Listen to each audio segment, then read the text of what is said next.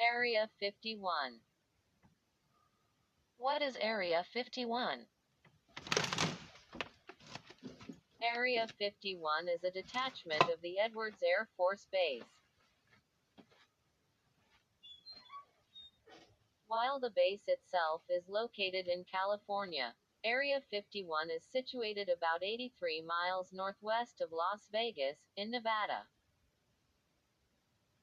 The area is owned by the U.S. government and is operated by the U.S. Air Force.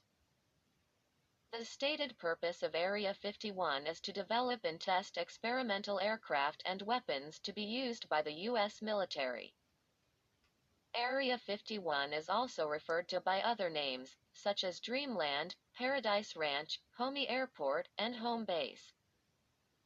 Military personnel often use the terms "the box" and "the container" to refer to the restricted airspace around Area 51. Why is it so interesting?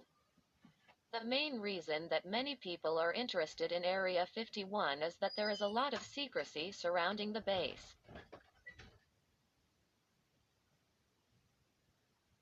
While there is often a lot of secrecy around any area that is testing and experimenting with new weaponry and aircraft for the military, some believe that the shroud around Area 51 hides deeper, even extraterrestrial secrets. One reason for this is that the U.S. government will often not even acknowledge the existence of the base. They won't talk about it and don't address the area. Another of the main reasons for the intrigue is the number of lights that people see in the sky above Area 51. People are told that the lights are due to the weapons and aircraft development going on in the base and that there is nothing extraterrestrial about it, but believers are not convinced. It is believed that alien spaceships crash-landed in the area, and were retrieved by military personnel.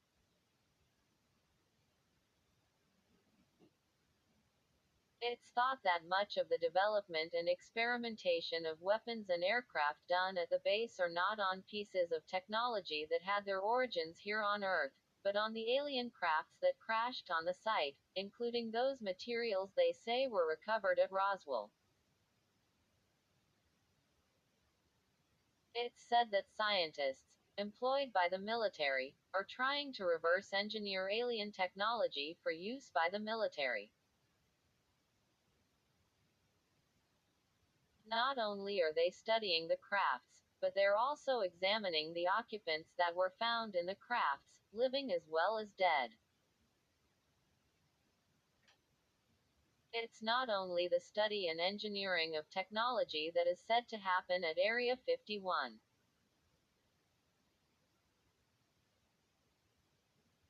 Those who believe in the theory that strange things are happening there also believe that the government holds meetings with extraterrestrials there, and therefore secrecy and airspace restrictions are necessary to ensure that no one knows they are receiving visitors from beyond our planet. Aliens aren't the only things that are said to be studied at Area 51. It is also believed that the government is using the space to develop technology that would make time travel a reality, as well as teleportation. They also believe that the government has been developing a way to control the weather and that they may already be using that technology today. Many of the ideas of the strange happenings at Area 51 center around the underground facilities located at Papoose Lake or Groom Lake. People also believe that there is a transcontinental train system that starts at Area 51 and allows personnel to quickly, secretly, travel across the U.S. Also, the suspect is an airstrip that is said to disappear, dubbed the Cheshire Airstrip, after the cat in Lewis Carroll's novels that disappears. There have been several people that have said to have knowledge of things that support the conspiracy theories surrounding Area 51. A man named Bob Lazar said in 1989 that he was under contract to work with alien spacecraft that the government possessed. There was also a documentary in 1996 called Dreamland, directed by Bruce Burgess. It had an interview with a then 71-year-old man who was a mechanical engineer who said he used to work at Area 51 in the 1950s. The man said that he had been working on a flying disc simulator, and that it was based on a piece of an extraterrestrial craft that was recovered from a crash site, and that was used to train U.S. pilots. The man also said that he had worked with a being, not of our world, called J-Rod, who he described as a telepathic translator. Another man named Dan Crane, who worked under the pseudonym of Dan Burrish, said in 2004 that he had been working on cloning viruses of alien origin at Area 51 and that he worked with J-Rod as well. With all of the secrecy that surrounds Area 51, it has been easy for theories to crop up about what is really happening behind all those miles of fencing, all those guards, and even underground. 9/11 World Trade Center attack. What happened? On September 11, 2001, two planes crashed into the Twin Towers of the World Trade Center in New York City. Another plane crashed into the Pentagon, while yet another fell into a field. All told, 2,996 people lost their lives, and over 6,000 people were injured in the attacks. While it was a tragedy, many people believe it was not an accident. What are the theories? There are actually several different aspects of the theory that the attack on the World Trade Center was not a tragic accident, and that the truth has been covered up by the government. Below is a list of some of the theories that surround what is seen to be a mystery at the heart of the attack. 1.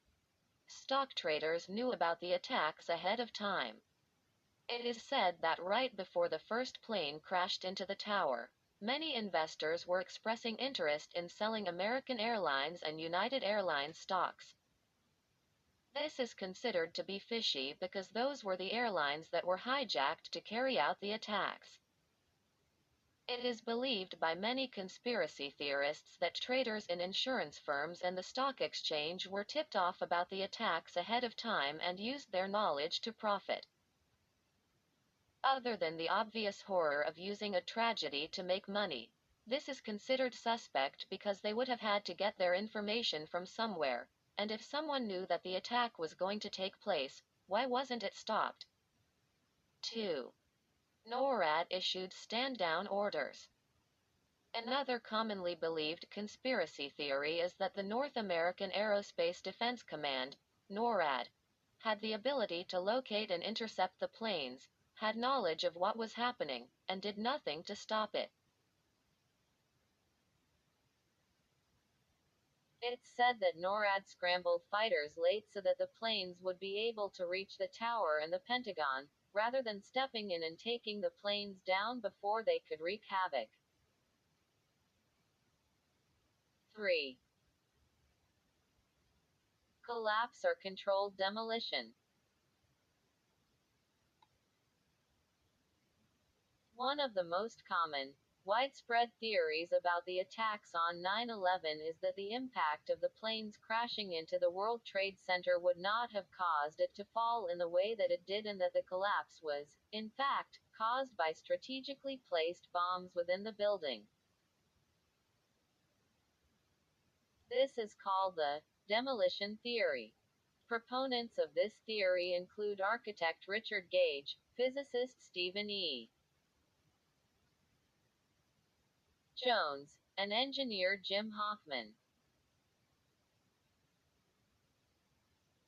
These people say that the impacts and fires alone would not have been enough to bring down the towers and that they couldn't have totally collapsed, as quickly as they did, without other factors to weaken them. An article was published in the Open Chemical Physics journal called Active Thermitic Material Discovered in Dust from the 9/11 World Trade Center Catastrophe, authored by Niels Harrit, Jeffrey Ferrer, Stephen E. Jones, and others. It said that there were thermite and nanothermite composites found in the debris and dust around the collapsed buildings and that this is proof that they were brought down by explosives, not simply fires. Proponents of this theory believe that the angle of the collapse and the heat inside that melted steel beams are proof that the buildings did not collapse due to the impact, but were instead demolished at the same moment as the impact. 4. No plane hit the Pentagon. This theory is backed by filmmaker Dylan Avery and political activist Thierry Meisen. They claim that American Airlines Flight 77 did not cause the damage and destruction at the Pentagon. They say that the plane didn't hit the Pentagon at all. Instead, they believe that it was a missile that hit the Pentagon and that the missile was launched from inside the U.S., with ties to the U.S. government. Part of the proof they claim for their theory is that the holes in the Pentagon walls are too small to have been made by a plane as big as a Boeing 757. The hole was said to be only 60 feet across, but a Boeing 757 measures 155 feet long and 125 feet wide. 5. Fake cell phone calls. Another claim made by those who say the attacks were faked is that the phone calls that were made from the hijacked airplanes during their doomed flights were faked. It's said that this is because cell phones could not get reception at the altitude that planes normally cruise. Another aspect of the calls that seems to prove them to be fake, or at least questionable, is that one of the callers, a son, referred to himself during the call to his mother by his first and last name, something that seems odd and suspicious. There are many different theories that surround the possible faking of the terrorist attacks that took place on 9/11, and the ones listed here are only a sample. The JFK assassination. What happened? On November 22, 1963, President John F. Kennedy was riding in an open-topped limo, traveling through Dealey Plaza in Dallas, Texas. He was shot, struck by one bullet in his head and another in his neck. A man was charged with his murder. Lee Harvey Oswald, and the Chief Justice, Earl Warren, stated that Oswald acted alone.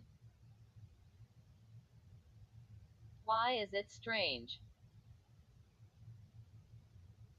This is the story that is told in the history books, but conspiracy theorists believe a different, darker story.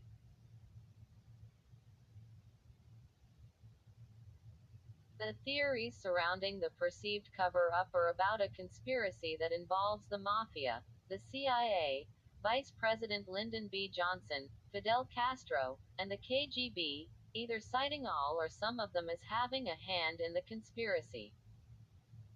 People also believe that Oswald did not act alone in shooting the president and that there was another gunman who fired the second shot. There are as many parts of the perceived conspiracy plot to assassinate JFK as there are people who believe it, so only a few will be listed here for the sake of brevity.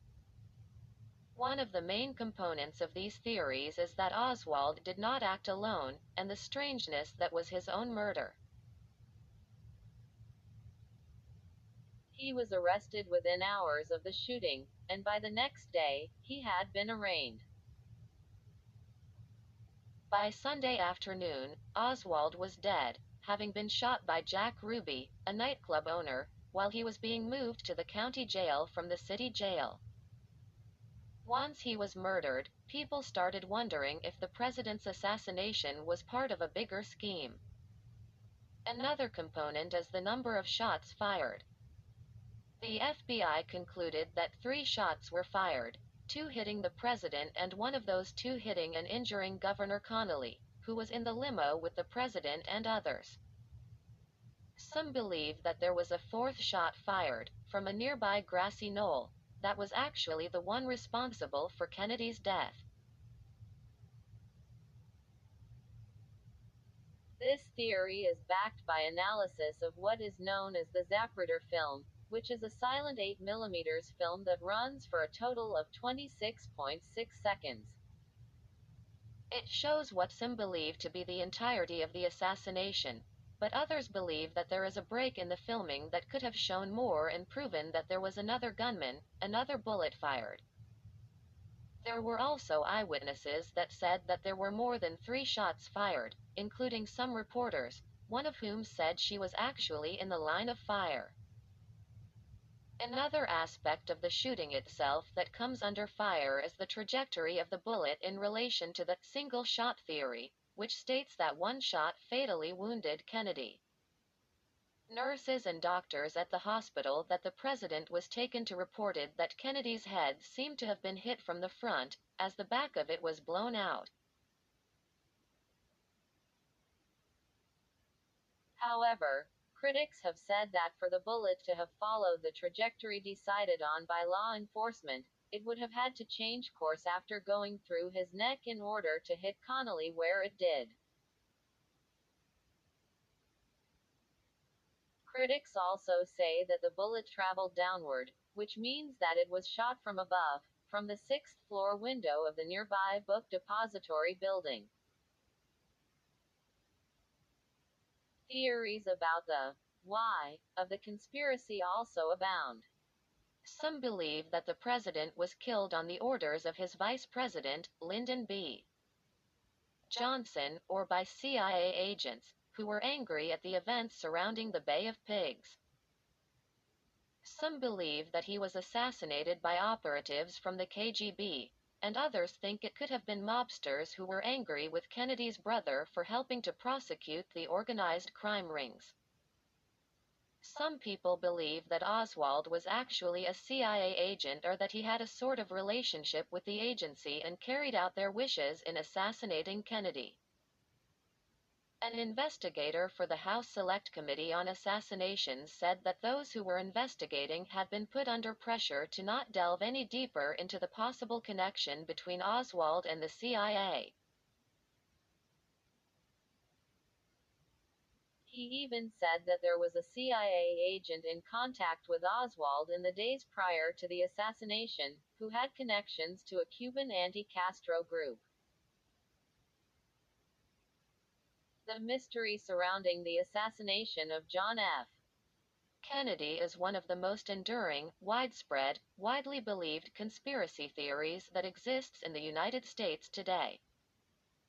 There are many different ideas, reasons, and theories about it, and it warrants a closer look. CIA and AIDS. You are probably familiar with the AIDS virus, but you may not be as familiar with the theory that it is not a naturally occurring virus, but is, in fact, man-made and was distributed by the CIA. It is widely believed and accepted that HIV and AIDS started in Africa, that it began as a monkey or chimpanzee virus which then jumped species to humans and spread. However, there is a group of people who believe that the virus actually started out in Manhattan in 1979, which was a few years before the virus was noticed in 1982, in Africa. It is believed by some that the virus began with the CIA, through inoculations against hepatitis B. These inoculations were developed with the use of blood donated by people in the U.S., the majority of whom were gay males. There was a study conducted that was supposed to be with the purpose of helping prevent hepatitis B in at-risk people, which the gay community was considered to be. The study used blood from members of the gay community as well as a chimpanzee or monkey blood to create the vaccine, which was then administered to members of the gay community. Shortly after, when AIDS testing became available, doctors and scientists tested the blood of those who had participated in the study and found that many of them were infected with HIV. It's believed by some that the CIA intentionally engineered the virus, either to cull the gay population and bring back what they consider to be a moral majority or to simply use them as scapegoats to invent this disease for sinister use elsewhere. Some also believe that the government invented HIV to thin the population, effectively committing genocide against its own people.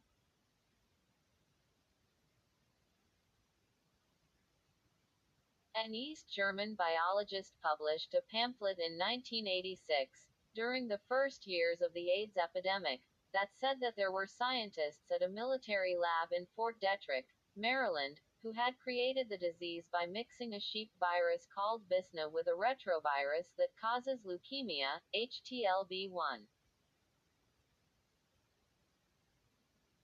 There are also those who believe that the AIDS virus was created specifically to cull the black population in America. They believe that there were scientists at a lab in New York called Cold Spring Harbor, who created HIV, and that the World Health Organization then used the smallpox eradication program to spread the virus secretly. While there are many who believe that the virus was created intentionally for sinister use, there are some who posit that it was created by man, but accidentally. In 1999, a British journalist argued that a doctor at the Wistar Research Institute, named Hilary Koprowski, accidentally caused the epidemic because he used kidneys from chimps to make an oral polio vaccine. He claims that the chimps had been infected with the simian precursor to AIDS, SIV, and when there was a mass vaccination experimental program done in the Belgian Congo, the virus jumped species. Among the list of conspiracy theories is an idea that claims that AIDS is not a virus at all.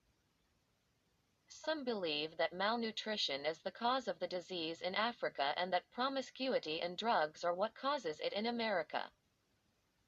Some believe that AIDS is a biblical plague, sent by God, in order to punish the gay community and the rest of America for allowing homosexuality in the country. These people believe that AIDS is specifically a gay plague, and is their lot for their sins. AIDS is a horrific disease that had left a scar on humanity and still affects people today, though not in the numbers that it wiped out whole communities of people during the epidemic. It's understandable that people would look for explanations for the horror, that they would try to attribute it to a single person or organization that can take the blame for such atrocities. TWA Flight 800, crash or missile attack. What happened? On the 17th of July, 1996, near sunset, Trans World Airlines Flight 800 took off from JFK Airport, heading to Paris, France. 230 people flew on the Boeing 747-131 jetliner that day.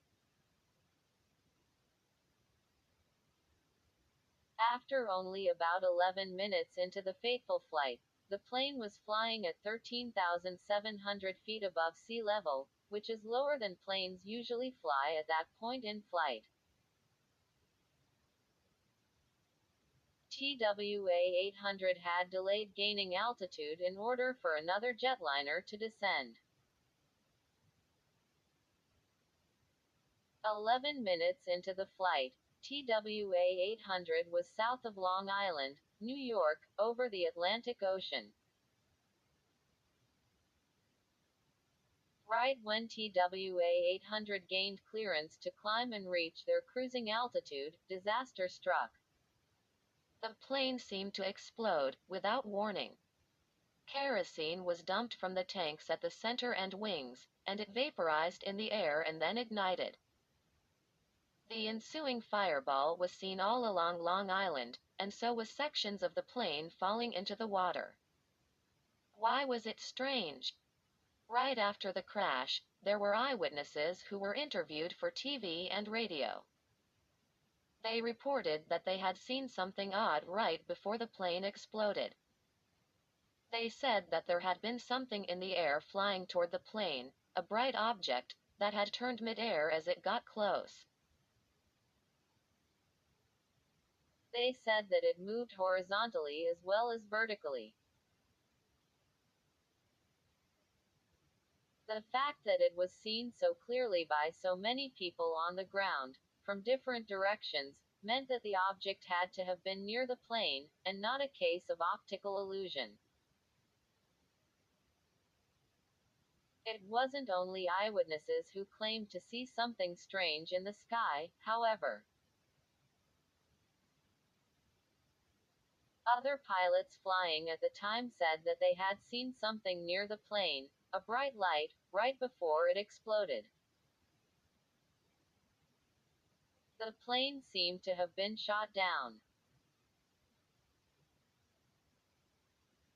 The FBI actually interviewed 154 witnesses that they considered to be credible, who all said that they had seen what looked like a missile flying through the sky toward the plane, right before it blew up.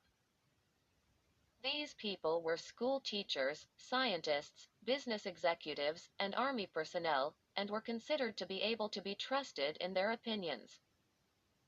The government seemed to want to keep people from looking too closely at the debris. This also is said to point to a cover-up. There was information leaked by the Navy and the FBI that seemed to imply that there was something dangerous on board TWA 800, something of a biological nature, that could be seriously risky for anyone to interact with. People reported seeing soldiers in biosuits walking along the Long Island beaches near the crash site. Officials claimed that there was no explosive residue found in the debris, but that was later said to be false information, and that the truth was being concealed by the public. Some people believed that it was simply a test missile gone wrong, but eventually, it was revealed that they had found explosive residue in the debris and that the missile had been live, not a dummy warhead at all. The official story decided on by the government to explain the plane's crash was that the fuel vapors in the fuel tank at the center of the plane exploded suddenly, which blew off the nose of the plane. They say the plane then kept climbing, and that it was the plane's climb that people saw and mistook for a missile in the air. They say that the plane then exploded and fell into the water. Skeptics do not believe this story. The official story doesn't line up with what many eyewitnesses, about 200 people, say they witnessed. It would require that every person who claimed to have seen something other than that story had been mistaken, that they had mistaken a plane climbing by itself in the air for a missile heading towards a plane. Another reason why skeptics disbelieve the official story is that they say that a 747 without a nose could not stay in a stable flight long enough to make a climb the way the government said it did, and proponents of the theory say this has been proven to be false by calculations and model simulations. People are also skeptical of the story because of the strange involvement of the Navy with the proceedings. As soon as the crash occurred, the Navy sent its best deep-sea salvage vessels to the crash site. They took over the salvage, kicking out the New York Police Department divers that were already there, and who had jurisdiction. Soldiers swept the beaches, while the Navy searched the bottom of the ocean in an area that is half the size of Rhode Island.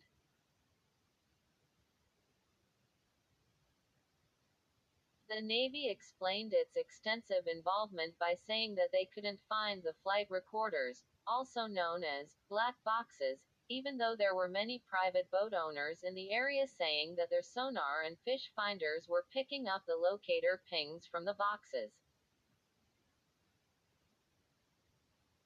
Eventually, the Navy admitted that there had been 3 subs in the area around the time that the plane crashed. The government seemed determined to make the public believe that the plane just exploded out of nowhere, but many people are not convinced, and still believe that it was shot out of the sky. Aliens and UFO landings in America. There have been reports made all across the country of strange lights in the sky, strange vessels flying through the air, and strange crashes that no one seems to know anything about. These reports have been made for years, and have been brushed under the rug by the U.S. government. However, there are many people who believe that the United States has made contact with extraterrestrial life and that there have been many landings and crashes on our soil. Perhaps the most famous example is that of Roswell, New Mexico. Many theorists believe that what is referred to as the Roswell incident is one of the most obvious pieces of evidence that the United States government has lied about and covered up contact with extraterrestrial life here on Earth. The event itself took place about 75 miles north of Roswell. Debris was recovered from a ranch after a ranch worker reported it. A press release the next day said that a flying disc had crashed on the ranch during a bad storm. Later, the story seemed to change. Now the press was saying that it was a weather balloon that had crashed, and reporters were shown debris that included foil, wood, and rubber, which seemed to confirm that. According to official documents, the debris that was found on the ranch was from experimental technology, dubbed Project Mogul, which was supposed to detect sound waves present in the upper levels of the atmosphere from Soviet atomic bombs. However, many people do not believe this story. In the years that would follow, many books were published debunking it, claiming that it was actually an alien spacecraft that had crashed on the ranch, and that the weather balloon story was a cover-up. Some claimed that there was a huge gouge taken out of the land at the crash site. Some said that witnesses saw an extensive, highly secretive recovery operation conducted at the ranch and that they were turned away by armed military police. One book claimed that there was a group of archaeology students present who saw the alien wreckage, as well as bodies. People believe that it was an alien spacecraft that crashed on the ranch outside Roswell and that the government recovered alien bodies from the site, took them to a secured location, and conducted autopsies on them. There have been other accounts of UFO landings in the U.S. One astronaut, Gordon Cooper, says that he witnessed a UFO landing at Edwards Air Force Base, in California. The story goes that he was part of a group of elite test pilots at the base, a group that was in charge of several advanced projects. He says that a camera crew was filming the installation of a system for precision landing when they saw a flying saucer in the sky. They watched it fly overhead, filming all the while, and then saw it hover, extend 3 legs of landing gear, and come to rest on a dry lake bed. He said that the cameramen were able to get within 30 yards of the crash site while filming. He claimed that it was a classic saucer, smooth and shiny silver. Further, he said it was about 30 feet in diameter. When they got closer to the UFO, he said it took off again.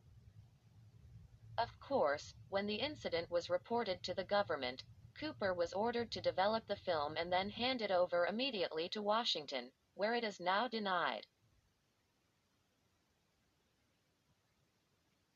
Those who believe that the government is covering up contact with extraterrestrial life believe that they're doing so because they have to keep covering the lies they started telling in World War II.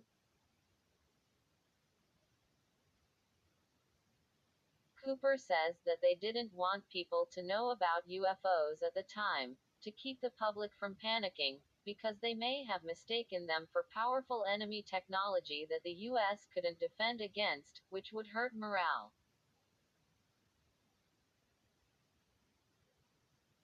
Cooper says they continued to hide the existence of UFOs throughout the Cold War, and that they had to keep lying to cover up the old lies, and now they can't go back on them, even in the face of what many consider to be damning evidence. There are many people in the United States today that believe that we have been visited many times over by intelligent life from beyond our planet, throughout the years. Some believe that these visitors are actually angels, coming to protect mankind. Some believe that they are the origin of all life on Earth, that we humans actually descend from extraterrestrial life. Some think that aliens are basically gods, that they formed life on Earth and come back to watch over it. And some simply believe that they are intelligent life come to parley with us, to bring us out into the universe. Apollo moon landing. Faked. On July 20, 1969, the Apollo 11 was the very first manned mission to make it to the moon. Neil Armstrong and Buzz Aldrin were the first men ever to step foot on the moon. That is if they actually did go to the moon at all. There are many people who believe that the first moon landing, and the subsequent landings, were all faked. There are several reasons why people doubt the truth of the landings, and why the government would want to fake the landings in the first place. Those who doubt that we landed on the moon say that the main reason the government would fake it is that they were getting desperate to beat the Russians in the space race, but we were nowhere near being able to launch a spacecraft that could support humans and make it to the moon in 1969. If we could land on the moon, we would be seen to have advanced technology, as well as the money required to fund such an undertaking.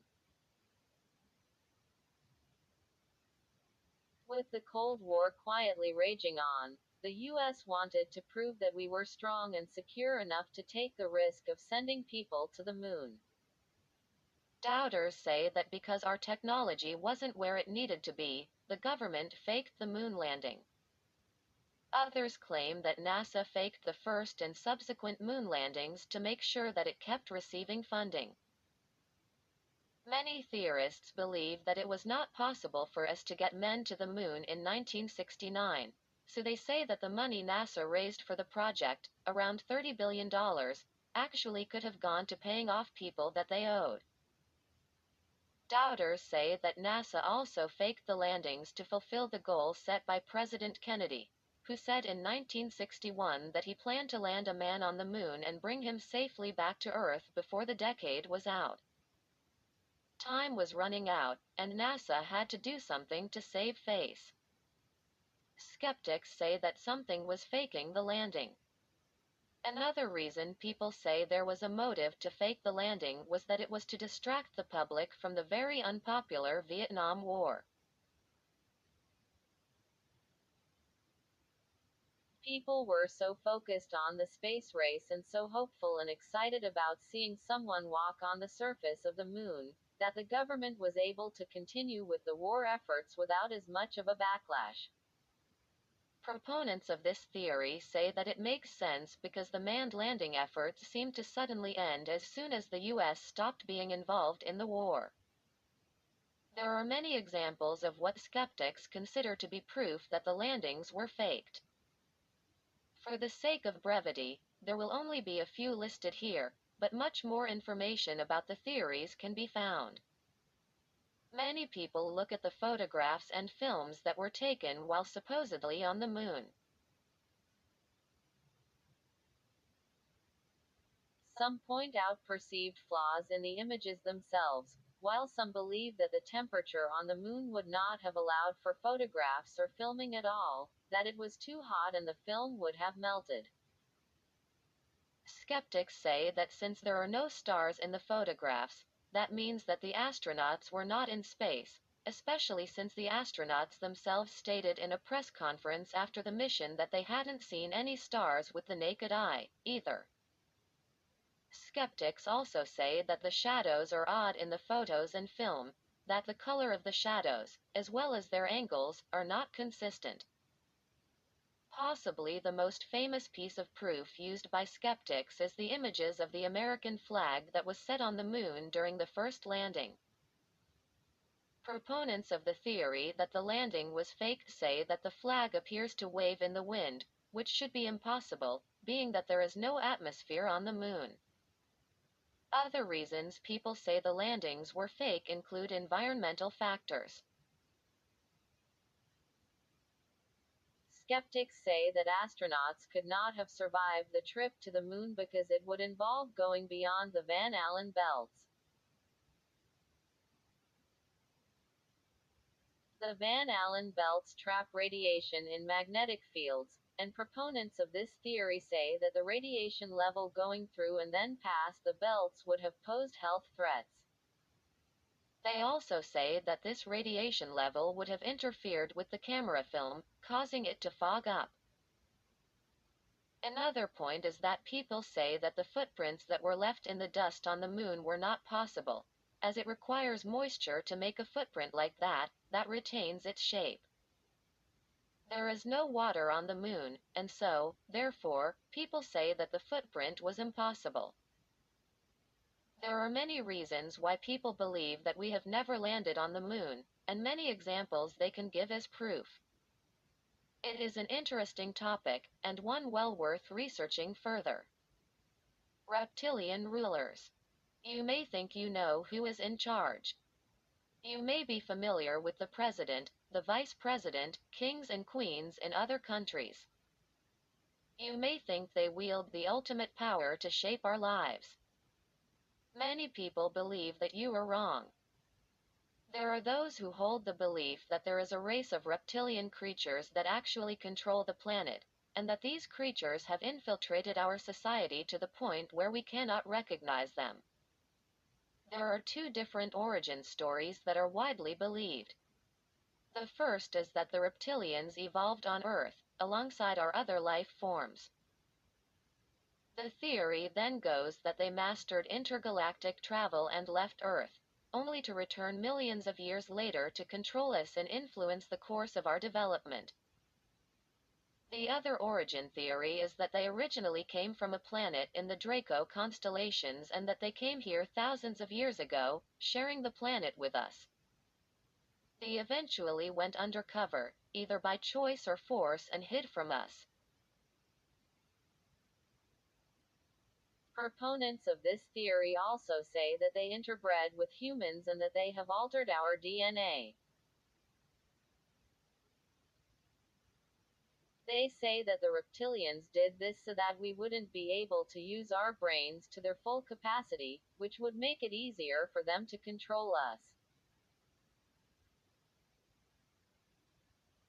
The second reason they say they altered our DNA is to enable them to possess us, and that those who have been possessed by reptilians in the lower fourth dimension were considered demigods.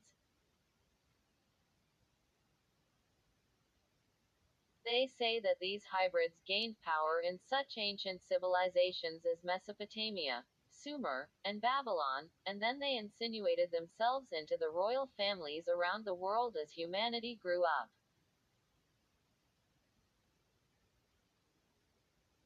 People who follow this theory say that the reptilians have power in every country around the world and that they've created a prison that stretches across the globe to contain and control humans, without humans even realizing what's being done to them. They say that they did this by creating borders, which gave humans something to fight over, and by controlling the media and distracting us with politics and entertainment. Proponents of this theory also claim that the reptilians are poisoning the water, food, and even air, in order to make humans more lazy and stupid, and therefore more easy to control. According to this theory, and to many who believe it, there are two different types of reptilians at work in our society. Those who are pureblood and know they are reptilians, who can change their appearance to seem human. And those who believe that they are human but are actually a crossbreed between reptilian and human, and are controlled to push an agenda that would bring forth the New World Order. It is believed that you can tell which humans are actually reptilians by their appearance. They are said to usually appear as white people, with green, blue, or hazel eyes that seem piercing. They have scars that are unexplained, as well as lower blood pressure. It's said that reptilians don't have empathy, and are unable to express love the way humans do. They are also said to be very smart and to harbor a love for science and space. People say that you can try to see the reptilian's true form by watching TV in slow motion, to glimpse distortion in the image, scaliness or greenness of their skin, or reptilian eyes. There are many people who are suspected to be reptilian. These include families like the Rockefellers and the Rothschilds, as well as the House of Windsor in Britain. People also think that many of the presidents have been reptilian, including Barack Obama, both Bush Sr. and Bush Jr., and Bill and Hillary Clinton. Proponents of this theory also believe that many entertainers are actually lizard people, such as Brad Pitt and Bob Hope. Reptilians are said to consume blood, as well as brains.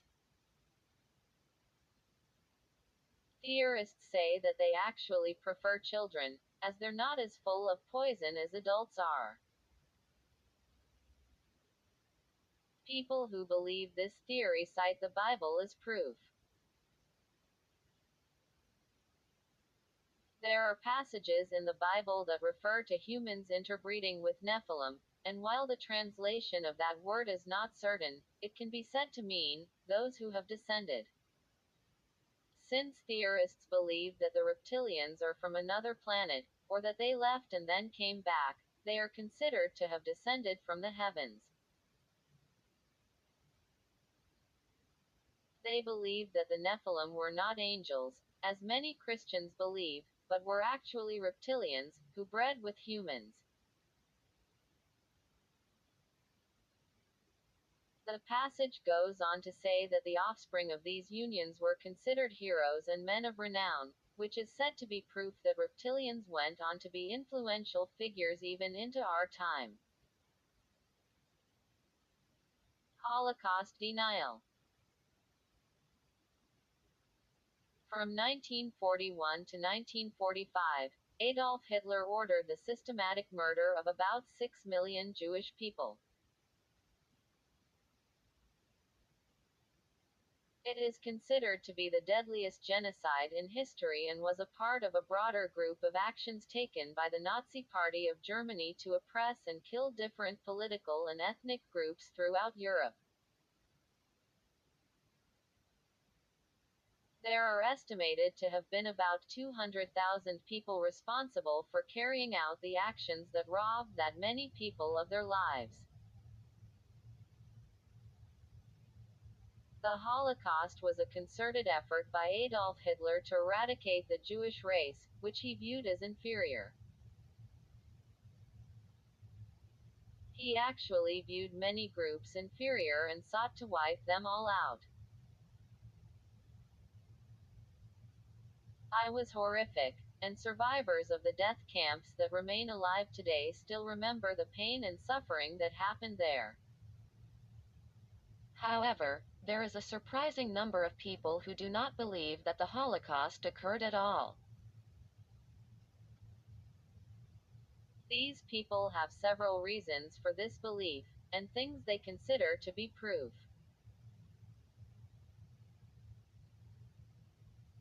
One of the reasons that Holocaust deniers say the myth exists is that the Jewish people created it for their own gain, to basically cash in on it and make money off of the restitution that would be paid by Germany afterward. They also say that the Allies perpetrated the myth in order to justify occupying Germany in 1945. They say that there is a huge conspiracy between the Allied powers, the Jewish people, and Israel, to use the Holocaust for their own end, and to justify establishing the State of Israel. Holocaust deniers are able to look past what many consider to be incontrovertible evidence that it happened, and say that it was all a hoax. They say that the Allied powers tortured those who took part to confess their roles and that the confessions were all lies that were spoken to save themselves from further torture.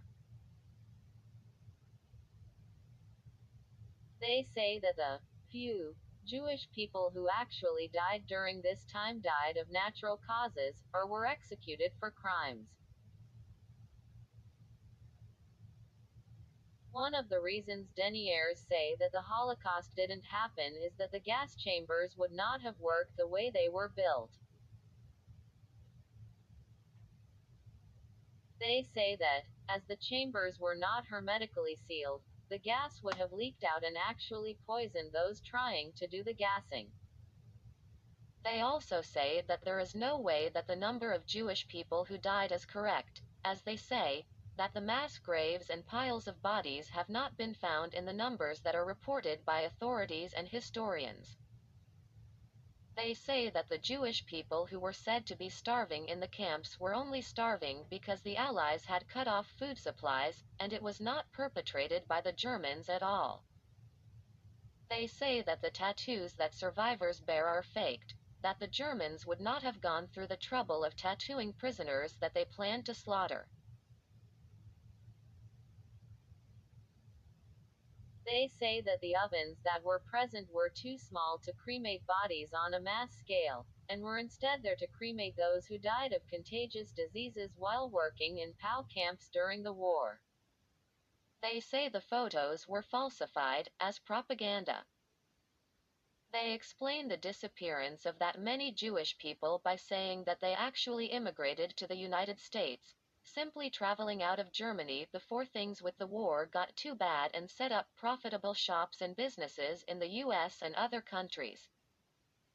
It seems unthinkable that the Holocaust did not occur, but there are many who believe that to this day and defend their viewpoints very vehemently. The Holocaust of the Jews was not the first or the last extermination to be questioned. A group of people that are responsible for atrocities may go through denial since it is unthinkable and undefendable what they did. Such is the case with the Turkish genocide of the Armenians in Turkey during World War I, 1914–1918. There are numerous news reports in the New York Times and many other publications with pictures and stories of how the Turks slaughtered all the men and boys and walked the women and children out into the desert to die or to sold to local tribes. To this day, the Turkish government will not admit their involvement in the slaughter of over 1 million Armenians, even though numerous survivors have come forward and told their stories. People can do terrible things, and then they have to lie to themselves about it. What is amazing is not only does the Turkish government deny any involvement, but they say it simply did not happen. It is also about the money, too. If the Turkish government were to admit that they were involved, they might have to pay reparations and give back property that was owned by Armenians at the time of the genocide. Did Shakespeare exist? To be or not to be? That is, apparently, the question when it comes to William Shakespeare. He is possibly the most well-known playwright of our age, but there are those who believe that he did not exist or, at the very least, that he did not author all of the works that are attributed to him.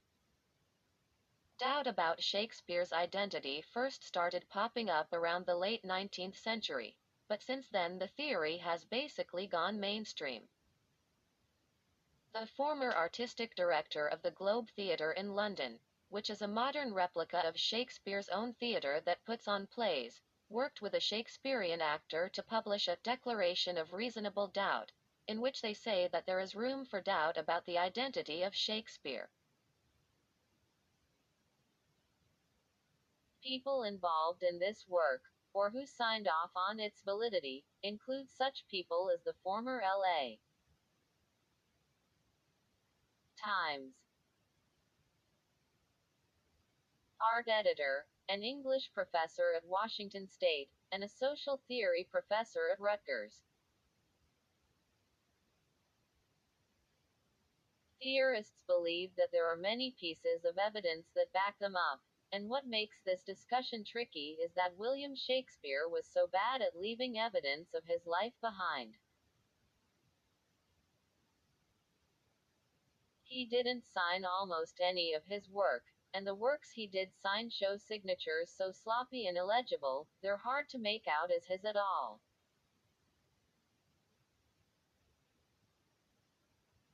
They haven't found any letters or poems or plays that were actually written in Shakespeare's own hand, and his will makes no mention of plays or books, or anything else that would say that the man known as William Shakespeare, a balding businessman from Stratford, was a writer.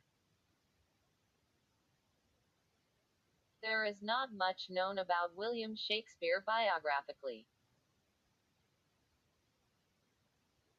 The basic facts are that he was born, raised, and buried in Stratford-upon-Avon, a market town around 100 miles northwest of London.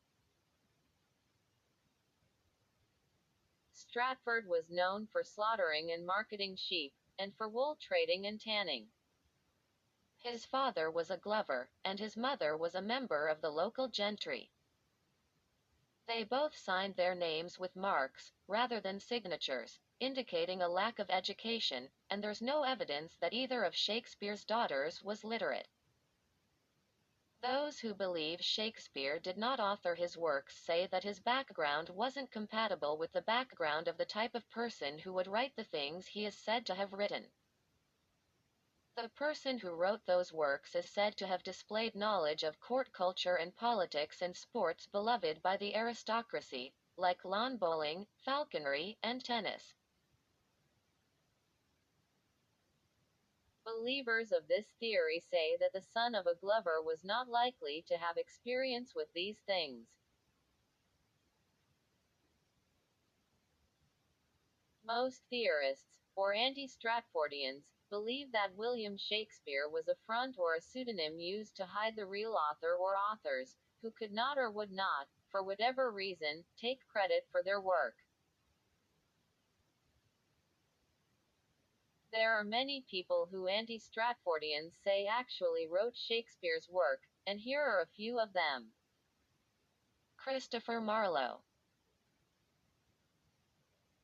Christopher Marlowe, also a playwright, was writing around the same time that Shakespeare was.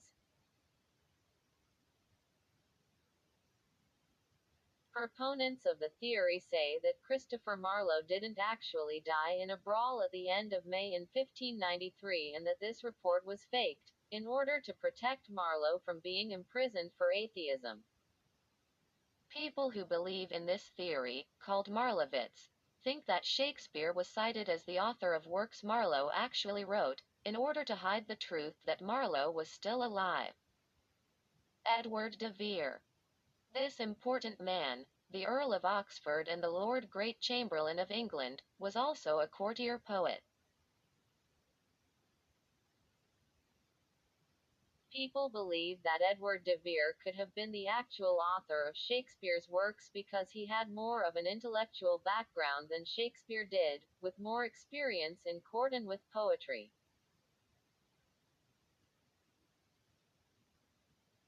Shakespeare's work seems to be written by a refined courtier with a good grasp on the intrigues that happen in a royal court, and people who believe Shakespeare did not write his works say that he didn't have the experience necessary to pen works with such a feel to them. They also believe that there are references in some of Shakespeare's plays that point to times in de Vere's life, and that there are codes in his works that say that de Vere was the actual author. William Stanley. Another important person, and another Earl, William Stanley is seen as a contender for several reasons, one of which could seem very simple: his initials. Stanley was the sixth Earl of Derby, which would make him well educated as well as familiar with the finery of court life. He also owned his own theatre company, so he had a background in plays.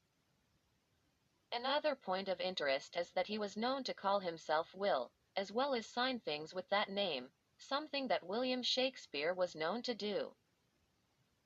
While almost everyone can agree that the works attributed to William Shakespeare stand the test of time as masterful works of art, some people do not agree that it was, in fact, William Shakespeare who penned them. Chemtrails. If you've been outside on a clear, sunny day, you have likely seen the trails that are left behind in the sky by airplanes. These are generally understood to be contrails, a portmanteau for condensation trails, and have been explained to be condensation left behind in the air by the airplanes. However, there are many people who do not believe this explanation at all. They believe that these trails are actually made up of chemicals, and call them chemtrails. They say that these chemicals are released into the air intentionally, for different uses, depending on the theorist. Some believe that these chemicals may be released with the purpose of controlling the population, manipulating people psychologically, modifying the weather, managing solar radiation, or chemical or biological warfare. People also believe that the chemtrails are the reason behind many health problems, including respiratory illnesses. The theories began in 1996 after the United States Air Force released a report about weather modification. The report talked about weather modification, and afterward, the Air Force was accused of spraying mysterious substances over the population of the U.S.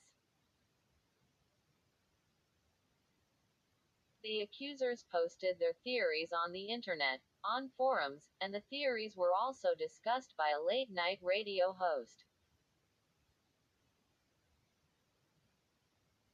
The EPA, the FAA, NASA, and NOAA all worked together to release a response to the rumors in 200, but believers of the theory just point to it as proof of a cover-up.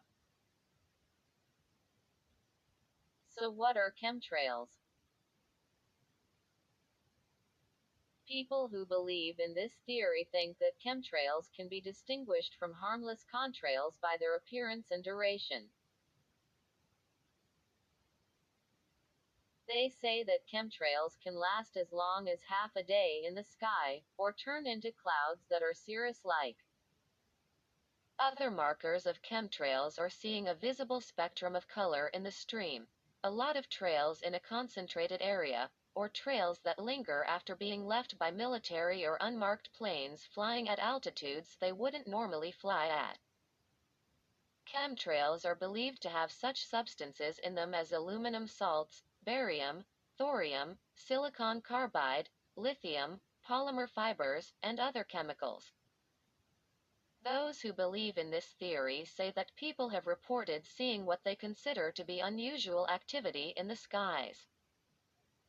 They say they've seen planes leaving trails behind at lower altitudes than normal, and trails that are parallel, ones that form S's and X's, as well as trails that spread out to make a hazy canopy overhead.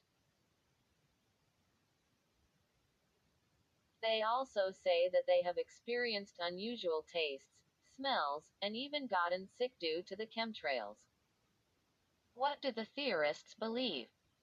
People who believe in this theory generally think that chemtrails are part of a worldwide conspiracy.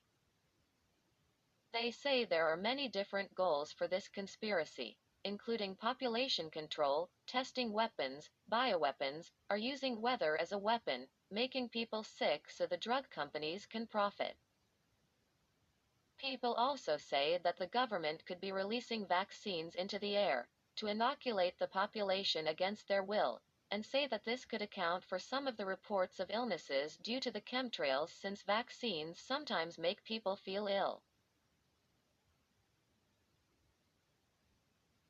There are said to be thousands of reports, photos and videos that document the spraying of chemtrails, and the way that they stick around in the air for what seems to be much longer than contrails would. There are many, many people who believe this theory, and some parts of it may begin to seem a little eccentric. For example, there are those who believe that chemtrails can be dispersed with the power of intention, that humans have the power to focus their will and intention on the sky and cause the trails to disperse. People also believe in beings called sylphs, elemental beings that exist partially in the third dimension but mostly in the fourth, who have the power to transmute air molecules into water molecules to isolate and fix the problems chemtrails cause, as well as round up all of these harmful chemicals they released into the air. These beings are said to be ethereal, not normally taking any visible shape, but that they can be viewed while they're fixing chemtrails. There are photos that are said to have captured the images of these sylphs all over the internet. Paul McCartney is dead. If you have kept up with pop culture at all during the last 50 or so years, you'll be familiar with a band called the Beatles. Considered to be one of the most influential music groups ever, the Beatles have enjoyed a fame unrivaled by many. With fame comes attention, and attention often leads to more strange forms of attention, such as conspiracy theories, like the one that says that Paul McCartney is actually dead. The rumor started in London, saying that Paul McCartney had died due to a car crash while driving his Aston Martin in January of 1967. Then, in September of 1969, an editor who worked on the student newspaper at Drake University published an article asking if Paul McCartney was actually dead. It detailed the rumor that had been going around campus that Paul had died, and those who perpetrated the rumor said they had found many clues in Beatles albums that had been recently released. One well-known clue is that people apparently heard the phrase, "Turn me on, dead man," when they played a song titled Revolution 9 on the White Album. Backward. Abbey Road was released that October, and the theory went that there could be clues found in the album art that pointed to Paul McCartney being dead. The rumor grew quickly. A caller to a Detroit radio station told the DJ about the rumor and the clues, and a few days after that, the Michigan Daily published a satirical piece about the rumor, talking about clues that had been found on different Beatles album covers. He had made up some of the clues and was surprised when newspapers across the country picked up the story. The rumor just continued to grow, sparking a 2-hour special on the radio, and inspiring a New York DJ to talk about it on the air for more than an hour, before he was cut off by being pulled off the air for going off format. The story went that on November 9, 1966, Paul McCartney argued with his bandmates during a recording session. He then drove off angrily and crashed his car, dying as a result. To prevent widespread grief by those who were caught up in Beatlemania, the band replaced him with someone named William Campbell, a man who won a Paul McCartney look-alike contest. There are said to be many clues that point to Paul McCartney actually being dead. Some say they have found hidden messages in Beatles songs when they're played backward, as well as forwards. For instance, people say they have heard John Lennon say, "I buried Paul," at the end of the song, "Strawberry Fields Forever." Another clue that's often cited is the artwork on the Abbey Road album cover.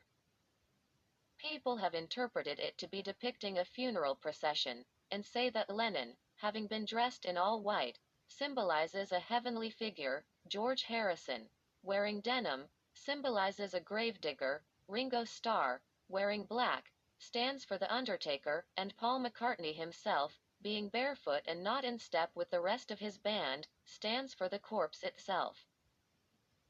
People also say that a car's license plate that can be seen in the background is symbolic as well, for it reads 28 if. They said that means that McCartney would have been 28 years old at that point if he had lived. This theory has been referenced in pop culture many times over the years since it gained popularity. A Batman comic in the 1970s referenced it in the plot. There have been several books released about the theory, and in 2010 there was a novel released by an American author that had all the Beatles as zombies, except for Ringo Starr, and was about a zombie invasion in Britain. There was even a mockumentary released that same year, making fun of the theory, that had fake audio tapes of a person who claimed to be George Harrison, stating that the rumor was actually true. Jesus and Mary Magdalene. Many people are familiar with the story of Jesus of Nazareth from the Christian Bible. He was born in Bethlehem, the son of Mary, who was a virgin and who immaculately conceived Jesus. He was raised by Mary and her husband Joseph, who was a carpenter. As Jesus was conceived in Mary by the Holy Spirit, he was not a human. Christians consider him to be one of the three parts of the Holy Trinity that make up God in three parts: God the Father, God the Son, born as Jesus, and God the Holy Spirit, who often appeared as flames or a dove. Jesus was raised just like any other boy at the time but soon started performing miracles. He was eventually crucified by the Romans, and rose again 3 days later, before finally ascending to heaven. Jesus had many followers, called disciples, and close followers called apostles. One such apostle that was spoken of in the Bible was a woman named Mary Magdalene. She wasn't talked about in great detail, which is part of the reason there are theories about her. There has been a lot left unanswered about her relationship with Jesus. One such theory is that Jesus and Mary Magdalene may have been married, and may have even had children together. Mary Magdalene had at one point been possessed by 7 demons, according to the Gospel of Luke, and they had gone out of her. It is said that her affliction wasn't actually demonic possession and that the demons may have stood for the severity of her sins or affliction. It's also said that Mary Magdalene was a prostitute. Either way, she was a woman with a low reputation when she met Jesus, and she came in where Jesus was dining with a Pharisee. She fell on her knees, weeping, and used her tears to clean Jesus' feet, then wiped them off with her own hair. Jesus saw the love in her actions and told her that her faith had saved her, and to go in peace. Proponents of this theory say that it was written in the Gospel of Philip that this occurred, one of the Gnostic Gospels that were not included in the final version of the Bible. These Gospels' authenticity has long been disputed by religious scholars and experts, but theorists say that there is merit in it. In the Gospel of Philip, Mary Magdalene is talked about as being closer to Jesus than any of his other apostles and is actually referred to using a Greek word for companion, koinonos. Peter also tells Mary in the scripture that Jesus loved her above all other women, which some have interpreted to show that the other apostles may have been jealous of Mary's closeness with Jesus, highlighting exactly how close she was with him. Jesus is also mentioned kissing Mary Magdalene fairly often. The fact that Mary washed Jesus' feet with her hair is also seen as a sign of intimacy because this was a time when a man only saw a woman's hair down like that in the privacy of their own home. Their intimacy is also seen by the fact that Mary Magdalene was the first person Jesus spoke to after he rose from the grave. Proponents of this theory say that Jesus and Mary Magdalene had children and that their bloodline is one of the best kept secrets of the Christian Church to this day. They say the secret had to be kept because the Church would not have been able to control women as well if women had seen an example of such a strong female figure in the biblical canon, as well as a woman who was considered to be Jesus equal enough to marry and procreate with. Some have said that the Gospel of Philip doesn't show Mary Magdalene as being a prostitute at all, but rather a woman of stature who was seen almost as a goddess in the years to come. She would have been given too much power through this gospel for the Church to allow it to become part of the Bible. They also believe the Church would not allow this knowledge to become mainstream because it would paint Jesus in a more human light, as someone with base urges who gave in to his fleshly desires, rather than the pure and holy Son of God. This theory was famously part of the book, The Da Vinci Code, and has been discussed in many books, movies, and other publications. Illuminati. If you're familiar with any conspiracy theories at all, you have likely heard the term Illuminati before. Many conspiracy theories go back to the Illuminati. Indeed, many of the ones discussed in this book are also said to be related to the Illuminati. But what exactly is it? Historically, the Illuminati actually existed. It was called the Order of the Illuminati and was a secret society in the Enlightenment age in Upper Bavaria, in Germany. It was founded by a university professor named Adam Weishaupt in 1776 and was a group of people who advocated such things as secularism, free thought, liberalism, gender equality, and republicanism. They recruited their members from the German Masonic lodges, which were mystery schools to teach rationalism. The order was not long-lived, however, and was broken up and suppressed by government agents. The government was afraid of groups of this kind, as they were breeding grounds for the types of people who would try to overthrow what they perceived to be an unjust government. However, according to some, the Illuminati never died, but simply went further underground, and still exists to this day. There are many, many facets of this theory, and proponents say that the Illuminati's influence reaches everywhere, into many different aspects of our lives. According to some, the Illuminati is a group of elites who work from the shadows to control almost everything having to do with our lives, everything from the government and finances to culture and religion. People believe that, although membership is secretive and no one can be sure who is in the Illuminati, many members leave signs for those in the know to find. People who are suspected of being in the Illuminati range from Barack Obama, the Pope, Queen Elizabeth II, and George W. Bush, to Kanye West, Lady Gaga, Jim Carrey and Willow Smith. The banks are all supposedly in on it, with their highest-ranking leaders in the Illuminati. The Illuminati is said to control many different things, or at the very least, influences things. They are said to order assassinations, and it's believed that they ordered John F. Kennedy's assassination, because they were afraid of him making too many changes to the Federal Reserve. The Illuminati is also said to control the Federal Reserve, in order to control all finances in the United States, and even beyond. It's said they manipulate the currency, in order to keep the rich right where they are and keep the poor from gaining wealth.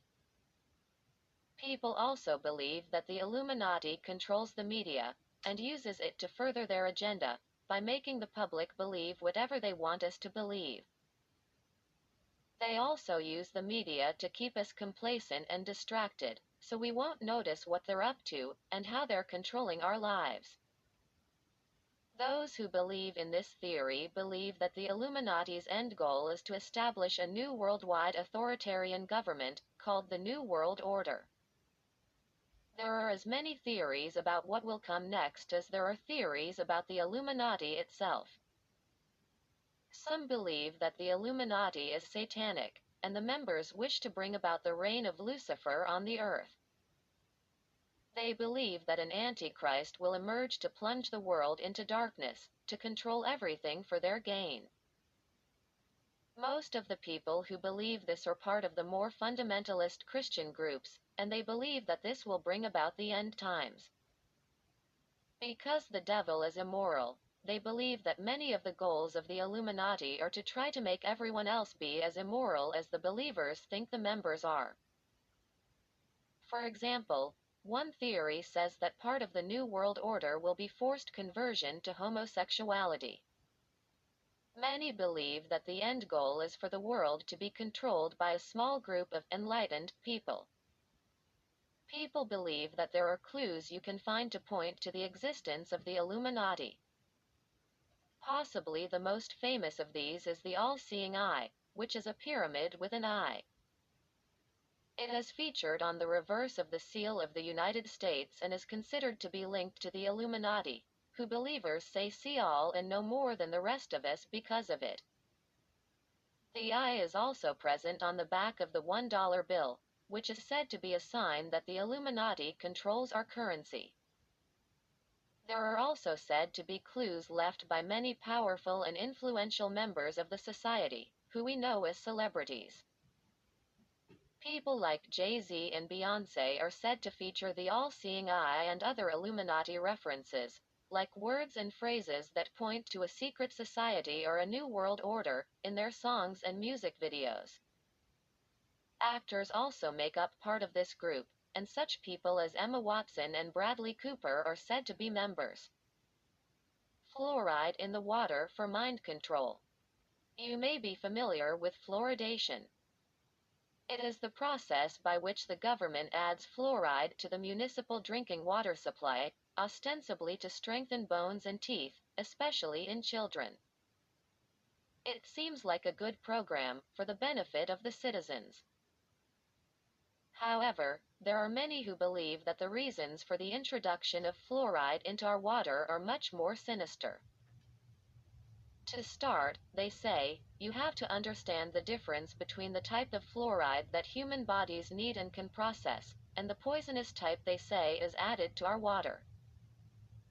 Organic calcium fluorophosphate is the good kind, the kind that we need to build and strengthen our bones and teeth, and it can be found in foods.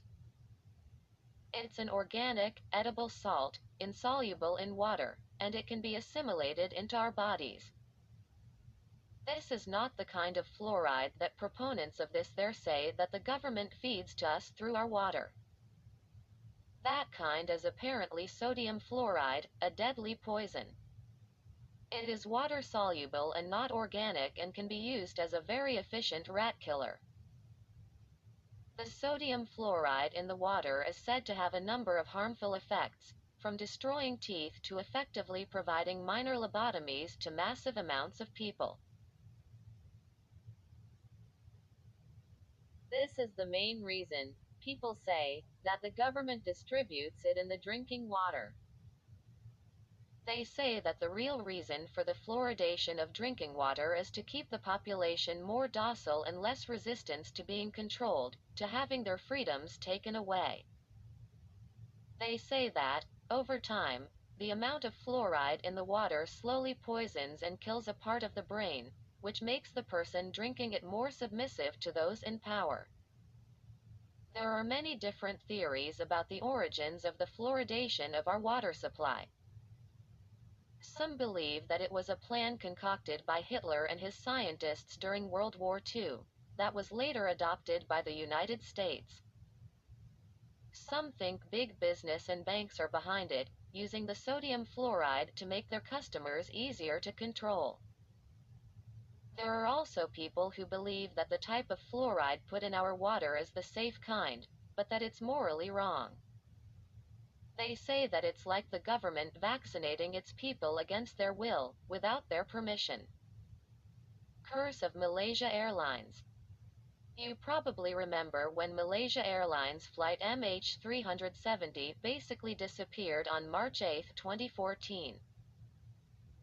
It was en route to Beijing Capital International Airport in China, having taken off from Kuala Lumpur International Airport in Malaysia. The Boeing 777 made voice contact with air traffic control at 1:19 local time, over the South China Sea.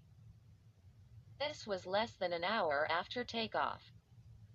2 minutes later, the plane disappeared from the air traffic controller's radars. Malaysia's military radar kept tracking the plane, watching it go off of its planned flight path, westwards, and crossed over the Malay Peninsula. Soon after, it left the range of the military's radar. No one was able to find it, and no one heard from it. It was assumed that the plane went down, so a search effort began that spanned across seas and was a multinational effort. They still have not found the bulk of the aircraft, and no one knows exactly what happened to it, or why it went down. There are many theories as to why MH370 went down, and who did it. Some believe that it was hijacked, either by outsiders or by the crew itself. Some say North Korea hijacked the plane. Some people, like political commentator Rush Limbaugh, believe that the plane was shot down by a government entity. Some say it was a paranormal incident, with the passengers and crew having been abducted by aliens or time travelers. Malaysian Airlines troubles aren't limited to this one incident, however. They seem to have had more than their share of aircraft issues, and some believe that it is not a coincidence or technical issue, but a curse. Proponents of this theory cite the fact that the number 7 was related to every single Malaysian Airlines crash or disappearance as proof that there's something strange and sinister going on. MH370 was a Boeing 777, and it was carrying 227 passengers. On July 17, 2014, one of Malaysia Airlines' planes was shot down. It was also a Boeing 777, and the flight code was MH17. That plane had been flying for 17 years before it crashed. Going back further, they say, there was also a crash on December 4, 1977, which was actually the first recorded aircraft crash. It was heading for Kuala Lumpur, and there were 7 crew members on board. Then there are some who don't point to the number 7 at all, but still, say there is a curse on the airline. They say it began with the 1977 crash, which to this day has not been fully explained. Then, in December of 1983, Malaysian Airlines System Flight 684 crashed on its way back from Singapore, just shy of the runway. In September of 1995, another Malaysia Airlines flight crashed, Flight 2133. Then in March of 2000, yet another Malaysian Airlines disaster occurred, when Flight 85 had a toxic leak. NSA surveillance. The idea that our government spies on us is one familiar to most people, and believed by many. The National Security Agency is a government organization that is dedicated to preserving the safety of our country, usually by monitoring within the country. For a long time, people have been uneasy about the idea that there is a government entity watching them, viewing it as an invasion of privacy. It was seen as a conspiracy theory, the belief that the government was secretly collecting information about its people, everything from physical images to bank records to cell phone calls. This is one of those theories that has been proven correct.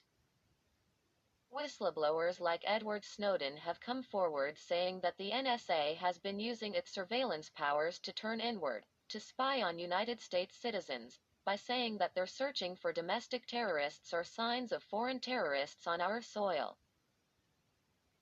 The apparently true conspiracy is said to involve such people as George W. Bush, Barack Obama, their aides, members of Congress, executives and technicians at different computer server and telecom companies, federal judges, and thousands of NSA employees and vendors. This spying has been kept secret because the conspirators knew that it would be viewed as a crime, that such spying is a violation of the right to privacy. Some believe that the ends justify the means, and are okay with being watched. It means the government can find threats more easily. Some, however, point to the secrecy as a sign that the government knows that what it's doing is illegal and morally wrong and that it's being done to predict our behavior and control us. There are many different ways that people believe the NSA is watching them, some more likely than others.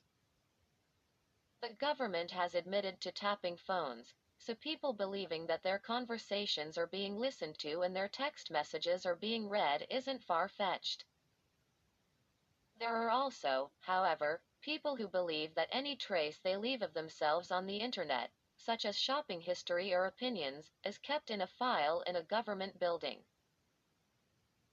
It's said that information is provided to the NSA from such large web presences as Google, Facebook, Yahoo, YouTube, and Skype, and some people feel that the government is tracking their every move by looking at their internet history and usage of programs from these businesses. PRISM is a program that used to be kept secret but has now come to light. The acronym stands for Planning Tool for Resource Integration, Synchronization, and Management, and PRISM has been used to collect and analyze a great deal of private data that's stored on servers operated by the companies listed above. The National Intelligence Director, James Clapper, said in 2013 that PRISM is a government computer system that they use to facilitate the government's statutorily authorized collection of foreign intelligence information from electronic communication service providers.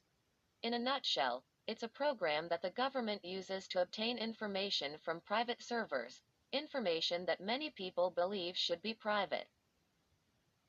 They say that PRISM and programs like it are unconstitutional and that there are many such programs that are kept secret by the government, so the people won't know just how much information the government is collecting on them. Some people believe they are being watched, not only through their phone conversations and internet activity but through other methods too. Such methods include the government watching us through our webcams, tracking us using the GPS in our phones, listening to us through gaming systems that have voice recognition, like the Xbox One, and recording and storing images of us captured by security cameras all over the country. Some even believe seemingly innocuous games, such as Pokemon Go, are tracking us and are being used to collect data on us. This is an interesting instance of a conspiracy theory that many have believed for many years, that actually turned out to be, at least in part, true. There does seem to be a hidden conspiracy between government bodies and companies to collect information about United States citizens. Some believe that this is illegal and that the conspiracy continues in the fact that these groups are still allowed to continue with their actions, after having admitted them, without prosecution or risk of being shut down. Hitler escaped Germany. There are many conspiracy theories that center around Nazi Germany. From U-boats full of treasure sunk off the coast of New Zealand to jungle hideouts to sunken gold in Austrian lakes, there is no shortage of unconventional beliefs about what happened during and around the time of World War II. One such theory is that Adolf Hitler and his wife, Eva Braun, did not kill themselves together in their bunker, but instead escaped Germany and lived out their days in South America. This theory began because, while most scholars and historians agree that the suicide occurred, their bodies were never publicly seen or formally identified. South America comes into play because, as Berlin fell, Latin America was welcoming Nazis fleeing from Germany, so it would have been the most logical place for Hitler to flee to. This rumor was not only believed by fringe groups. It was actually spread by top-ranking officials in both the Allied forces and the Nazi forces, and it spread like a virus very quickly in all of the confusion that came after the end of the war. German diplomats were promising that Hitler had fled and that he would return.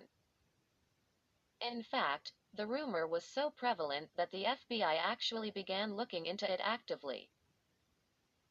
In 2014, the FBI released over 700 declassified pages of investigations and tips on the rumor that Hitler survived and escaped. There were hundreds of notes to the FBI in the files, as well as memos within the government as they tried to verify the tips and claims, and J. Edgar Hoover's responses.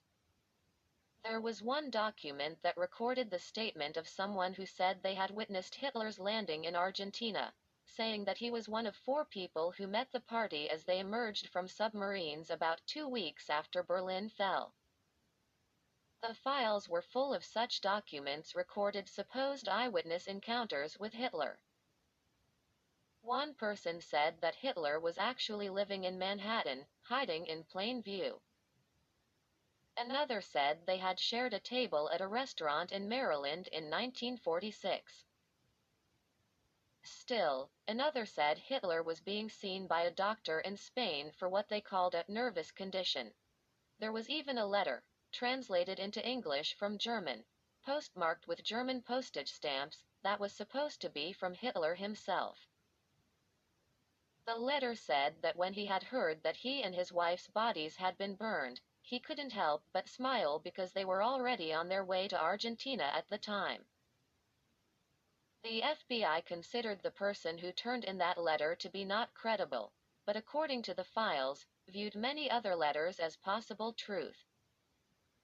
The FBI file ended in 1947, but the belief in this theory has not. Over 70 years has passed since the end of World War II, and there are still dozens of journalists, historians, documentarians, and hobbyists who believe that Hitler either escaped Germany and died in South America or is even still alive. There have been many books written on the subject, as well as documentaries made. One book, called His Life and Death, by Simone Renée Guerrero Dias, argues that Hitler lived out his last years in a town in Brazil, under the pseudonym Adolf Leipzig. The author says Hitler chose the surname after the hometown of his favorite composer, Johann Sebastian Bach. In 2010, there was a book published called Grey Wolf: The Escape of Adolf Hitler, written by Simon Dunstan and Gerard Williams.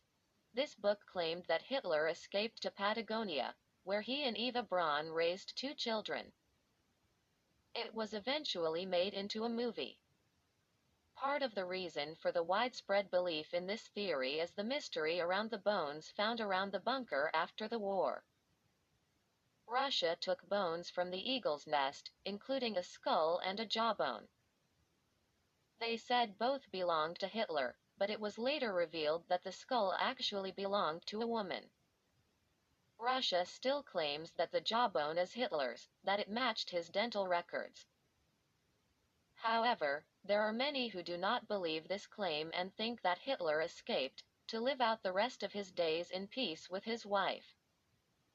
Barack Obama as a Muslim immigrant. Few will be able to forget the historic election of the United States of America's first African American president in 2008. Few can also think about the election without thinking of the suspicions that were levied against Obama with regards to his citizenship and his religion. Many believed, and still believe, that Barack Obama is not actually an American citizen, which would disqualify him from being president, and that he is a practicing Muslim, something that many members of the right wing are bothered by. The rumors began during Obama's campaign for the Senate in 2004 and spread through viral emails by 2006. Though he was raised by his Christian mother, for the most part, his father and stepfather were both Muslim, and this is one basis for the rumor. It was also said that during the ceremony for him to take his oath of office for the U.S. Senate, he placed his hand on a Quran rather than on the traditional Bible. There were also rumors that he had spent 4 years in a Muslim seminary, or a madrasa, in Indonesia. This story was published in a magazine that has since stopped publication. There was another rumor that his middle name was Muhammad, and this was used to further the claim that he is actually Muslim. His real middle name is Hussein, but that has not really helped the case against him, as believers in this theory point to the very Muslim-sounding middle name is proof still, especially since Americans have been used to hearing that name in the context of Saddam Hussein. The belief that Obama is a Muslim seems to be troubling to those to believe it because they feel that Islam is a dangerous, violent religion, deeply involved in terrorism and attacks throughout the world because of the teachings of the Quran. So, if Obama is a Muslim, that makes him a threat to the American way of life, according to believers of this theory. Some think that Obama was placed in office to wreak havoc from the inside out, to bring down the United States on behalf of what they consider to be the violent Muslim majority. The other part of the rumor about Barack Obama's origins is that he is not a natural-born American citizen. Though he was born in Hawaii, many people believe that is a lie, used to cover up the fact that he was actually born in Kenya. Others believe that, since Obama lived in Indonesia for a time as a child, he became a citizen of Indonesia and lost his U.S. citizenship. These theories about Obama's religion came onto the scene around 2004 when Obama was running for the U.S. Senate. The rumors spread on the internet and were also voiced in a press release by another candidate, Andy Martin, and they eventually evolved into conspiracy theories about his citizenship. Starting in 2008, there were rumors spread on conservative websites that said that Obama was born in Kenya and then flown to Hawaii. This would disqualify him as president, as one has to be born in the U.S. to qualify for the presidency.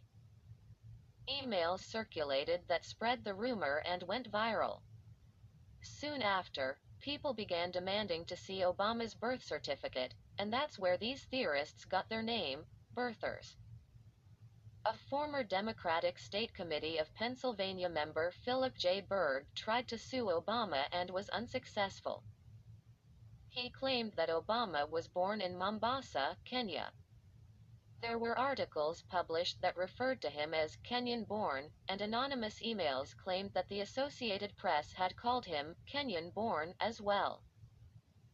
In June of 2008, Obama's campaign released an image of his birth certificate, but it was rejected by conspiracy theorists, who said it had been digitally created using Adobe Photoshop. Eventually, a long-form birth certificate was released to try to quell the rumors, but it was again rejected by conspiracy theorists, who said again that it was a forgery. Even if it was an actual Hawaii birth certificate, some birthers claimed that didn't matter, because anyone could get a birth certificate from Hawaii to say they had been born there. They also claimed that the birth certificates could not be valid, as they were printed on a laser printer, which didn't exist when Obama was born in 1961. There is a myriad of other claims birthers have made about the birth certificate that they say prove there is a cover-up. Such as, his mother didn't live at the address that was on the birth certificate, that it lacks the state seal, lacks an official signature, lacks a certification number, that he was not born in a hospital, that his registration was created by his grandparents and not a physician, and even that he has a Canadian birth certificate, among many others.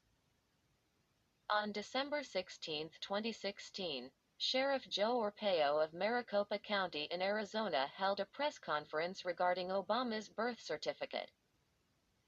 The investigation concluded that Obama's birth certificate, which was released by the White House, was clearly a forgery. This was no wild claim. Experts were hired, and evidence of a forgery was presented. The investigation was started in 2011 and was concluded in 2016. Mike Zullo, a posse member, headed up the investigation and hired experts showed 9 points of forgery on the document. They also showed how Obama's birth certificate had elements which were copied from an existing birth certificate of another person from Hawaii. You can see the press conference on YouTube by using the following link: https://www.youtube.com/watch?mark v=jk3krxtfklm. It is interesting to note that federal prosecutors and the Obama administration Justice Department was investigating Sheriff Joe Arpaio for many years in regard to racial profiling. Later, they brought charges of contempt of court. Did Obama hear that Sheriff Joe was investigating his birth certificate and decide to try and take out Sheriff Joe? Just months before Sheriff Joe's press conference, the Department of Justice Attorney John Keller accused Sheriff Joe of violating a preliminary injunction, dating back to December 2011, to prevent the Maricopa County Sheriff's Office from following and enforcing federal immigration laws. The case was later turned over to the Justice Department, which is fully under Obama's control. The DOJ charged the sheriff with contempt of court. This was all happening during the re-election bid which Sheriff Joe lost. Many have since dismissed the claims made by birthers that Obama isn't a citizen as simple racial prejudice, that there are still many people who believe that he was not born in the United States, and should never have been president. One world government. This conspiracy theory actually brings together a group of others, including theories about the Illuminati, lizard people, and aliens. It says that there is a group of people, elites, who rule the world, and whose goal it is for the world to be ruled by a single government that they control, without having to hide in the shadows the way that they do now. Those who believe this conspiracy theory believe that there is a group of evil people who want to rule and that they do so by subtly infiltrating our societies, tricking the population into believing them. They say that these people use distractions such as entertainment media, study, unnecessary work, and sports to distract us, so we won't realize that they're taking over. It's believed that this group of people is made up of international bankers as well as the Illuminati, and that these people control everything: the workforce, mainstream media, education system, banks, commerce, energy, and even the governments.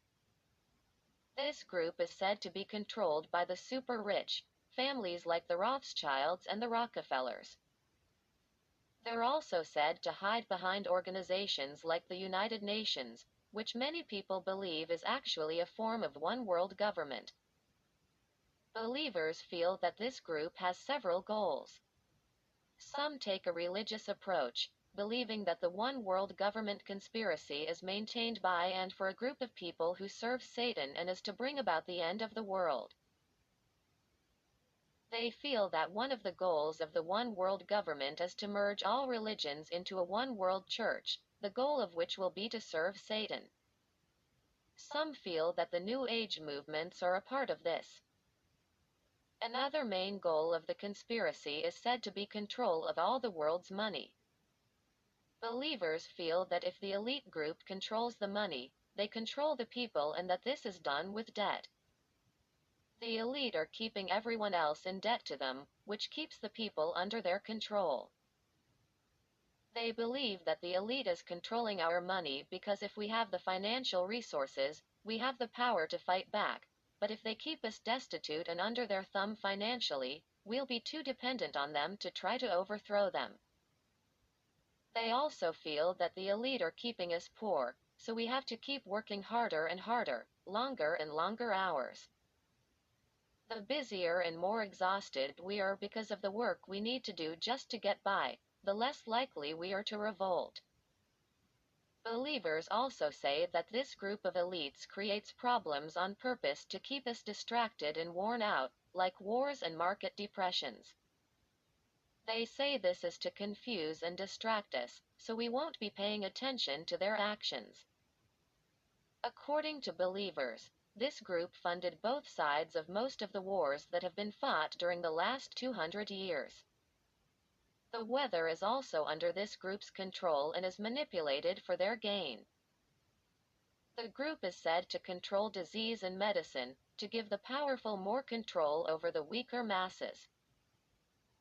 Signs that believers say point to the world being pushed into a one-world government include the movement toward globalization, foreign investment, free trade, international organizations, peace agreements that give a false sense of security, privatization, and debt.